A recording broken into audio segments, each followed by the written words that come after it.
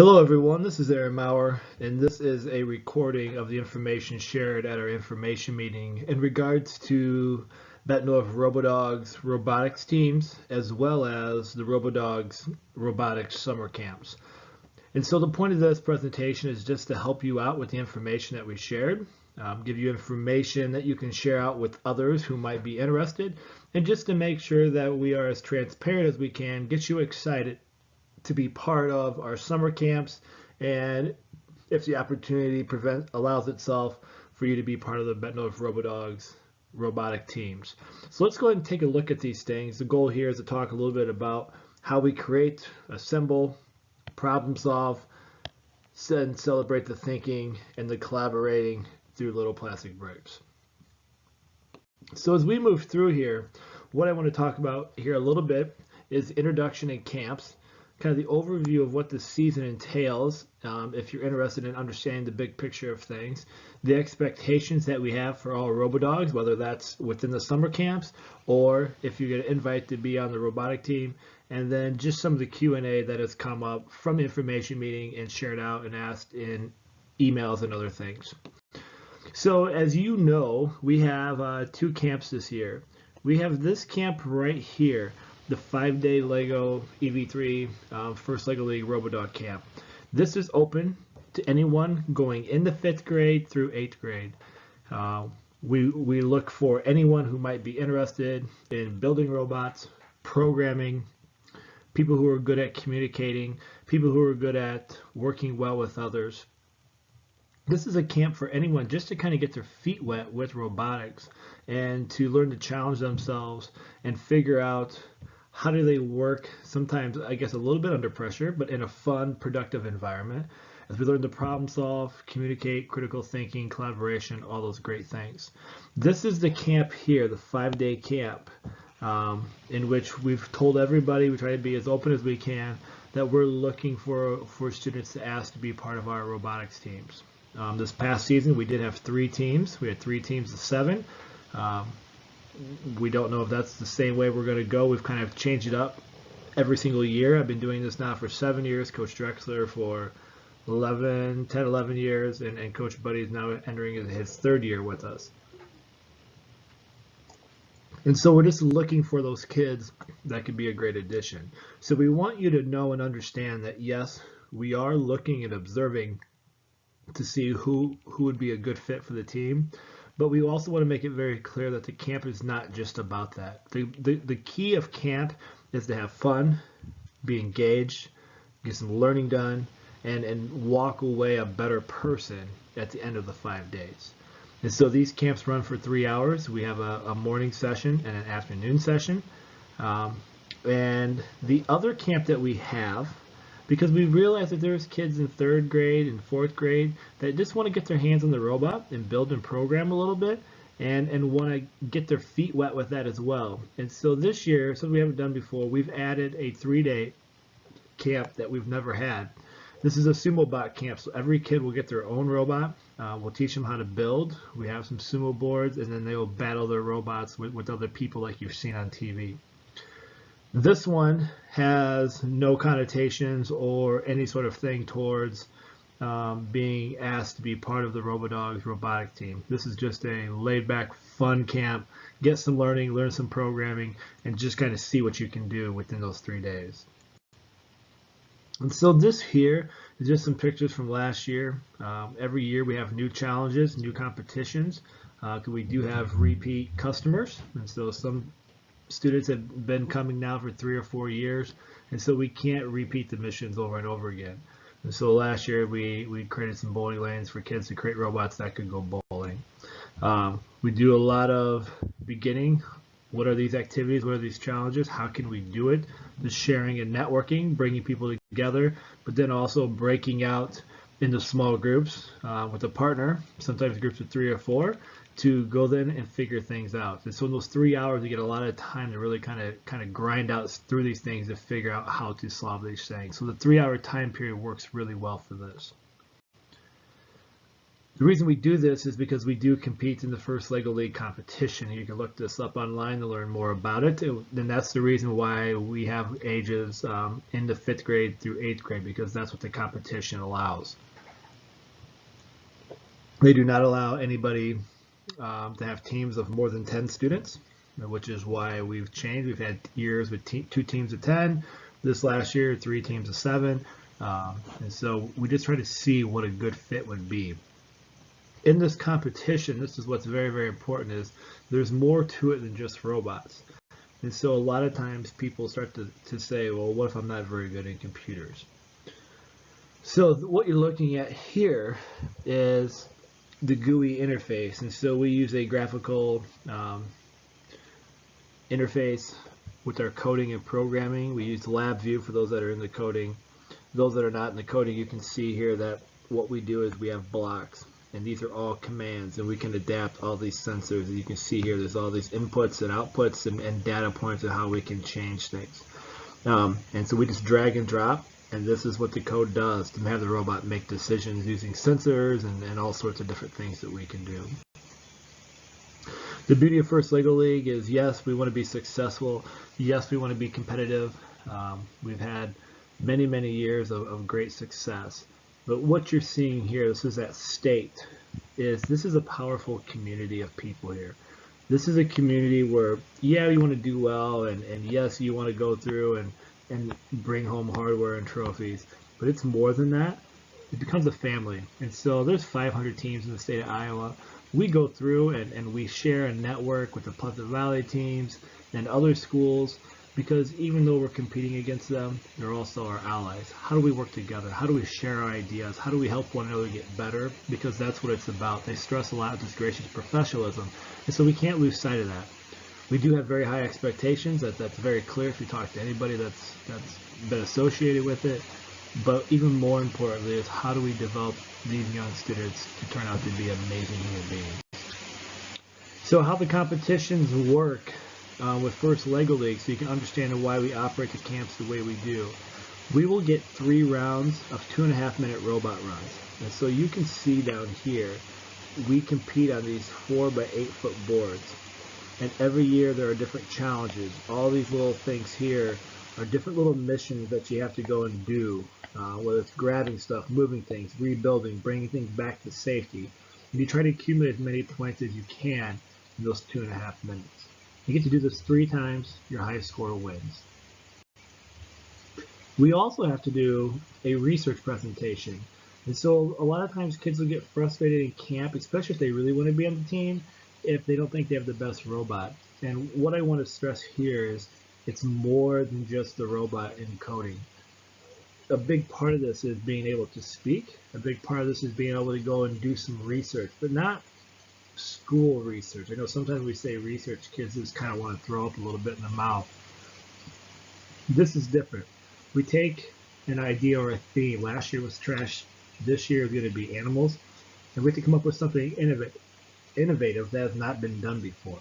And so we have to go through and look at patents. We have to study to see what's out there. We have to go speak with experts. We have to do a whole variety of things that nobody else has done. And we speak in front of judges. We get 5 minutes as soon as we walk in the door. And then we also get another 5 minutes where they fire questions at us to see how well we know our information.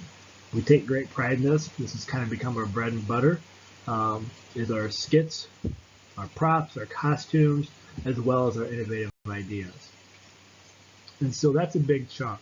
The other thing that we have to do is another presentation. This is on the robot. And so we sit in a room. You can see we've got some judges here that are judging our work.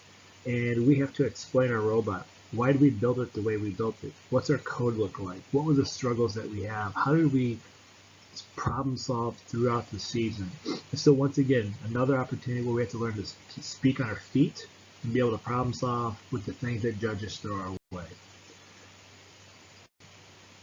And the last one is core values, which is simply students are placed in a room, all 10 of them, no adults, only judges, and they give them a mission to solve. We give them like a little task card, and they got 10 minutes to solve it, and they're judged based on how well they work together, their communication, did they solve it, how fast did they solve it, really looking at, does this team really come together? Do they gel? Do they have something special? Or does it look like there's something else going on? And so the point of all this here is that we're not just looking for kids that can program. We're not just looking for kids that can build robots. We're looking for kids that can speak, kids that can articulate their thoughts, kids that can think on their feet. You know, we need kids that can make costumes and props and write scripts, and those are willing to go out and do field trips and go speak with experts and go make things in their garage. There's so much more to it than just a robot. The robot's what I love, but there's so many more things. And so we're looking for a whole wide gamut of students to help round out our team to make sure that we have the best success that we can. Despite the fact that we have more than one team, we are one family. We practice together, we operate cohesively, and so we make it very, very important that if you're on one team, it's not you, just your team, it's all our teams. The other thing is that success is not always measured in hardware. I know that's what we want, that's what we're striving for, but it's so much more than that. You know, as we look at the camp, we look for those kids that have never touched a robot before and have never experienced coding or building, and by the end of camp, can they do it? And can they do it in a way that they feel good about? That's success. And so it's more than that. You know, in camp, our goal, underlying thing, is to have fun while we learn. We want to be able to do both. And learning isn't always fun. There are moments of learning that it's frustrating. It can really be a toll on our emotions, but at the end, can we create something that we're proud of? And that's really what we're after. So let's say we go to the camp, and let's say you do get an invite to be part of us. Other things that you just need to be aware of, and it's something for you and your spouse and your kids need to talk about. If you're just coming to the camp just for camp to have fun, that's fantastic. That's great. That's what it's about. But I also know that a lot of kids are into it because they want to be on the team. The first thing is we expect a lot from parents. We practice 2 nights a week, sometimes on weekends. You know, we're putting in several hundred hours, and I'll show you the season here in just a little bit. We use parents a lot. We bring them in. We have them be the audience for kids early on. We have the parents give us feedback on our research ideas. And so we really are a community. It's not just about the kids. The families become quite involved as well. We expect kids to get out and speak with experts. We want them traveling, doing field trips, moving out, go finding these things to understand as much as we can so we can go out and make the best product. We love to share our message. We're speaking to the school board. We're speaking to other people in the community that need to hear our ideas. And so the more we can get those kids out there, the better. So it's more of a time commitment, but it's also very important that these kids get opportunities to speak to the people that need to hear their ideas.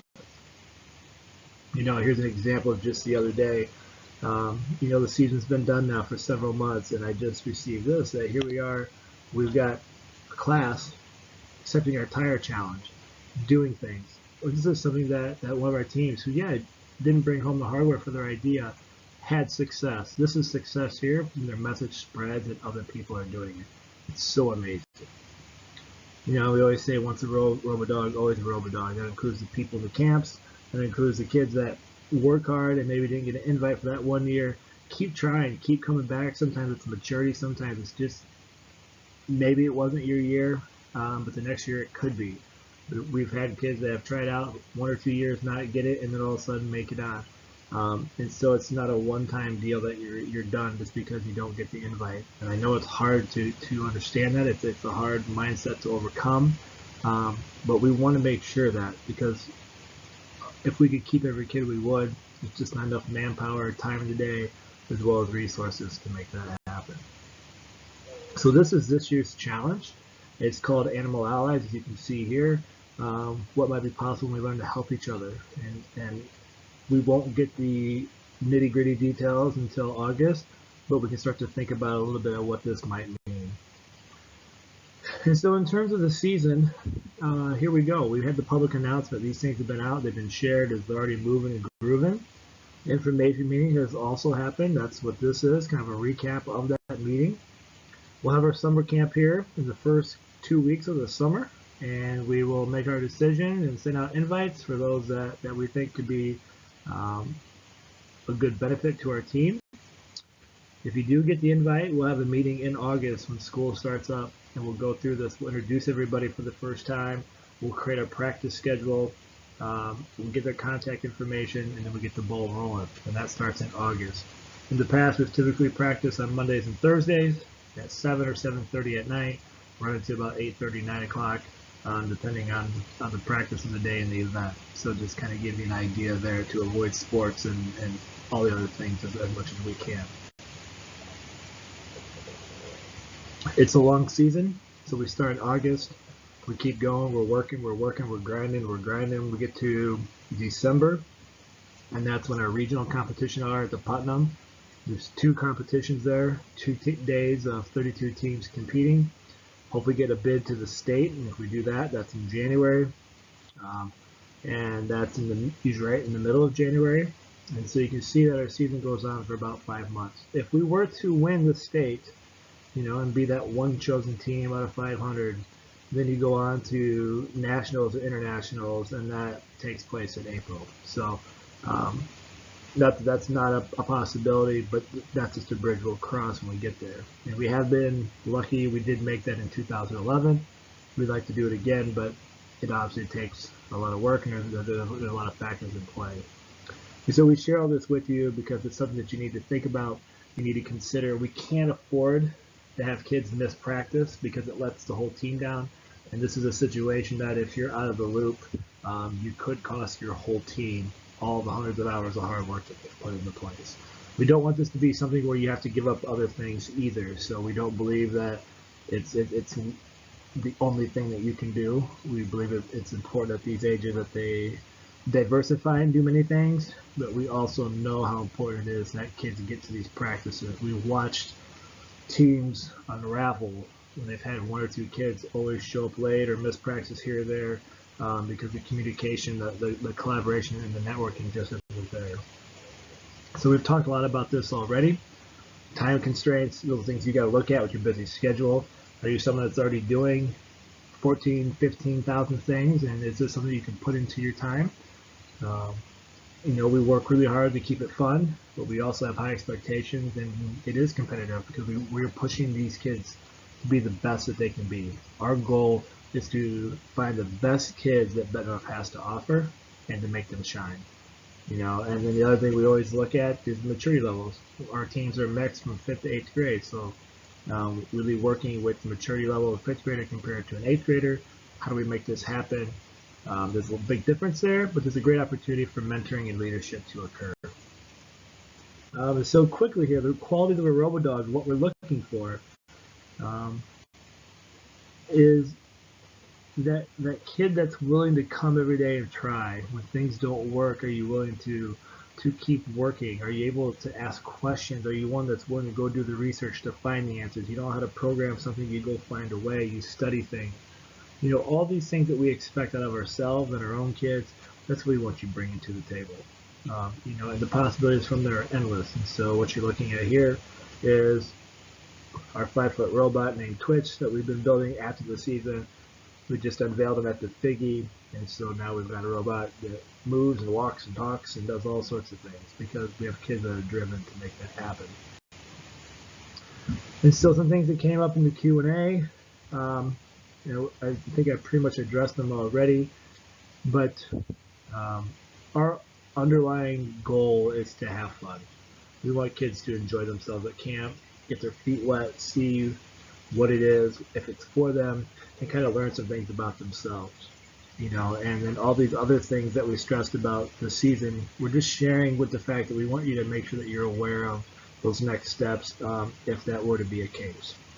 And so there you have it. That's the gist of it in a nutshell. If you have questions, feel free to reach out to me. You have my email. It's on the website where you can register. If you want to see anything or learn more, feel free to please let me know. And if you think there are others that could benefit in a program like this, please send them the message. The more we have at camp, the merrier. We just really want to get more kids exposed to this way of thinking because we believe it's a skill set that will pay dividends down the road. So thank you for your time. If you have any other questions, reach out, and we look forward to seeing your son or daughter this summer at the Robodogs Robotics Camp, whether it's the Sumobot 3-day or the 5-day. Thanks, everybody.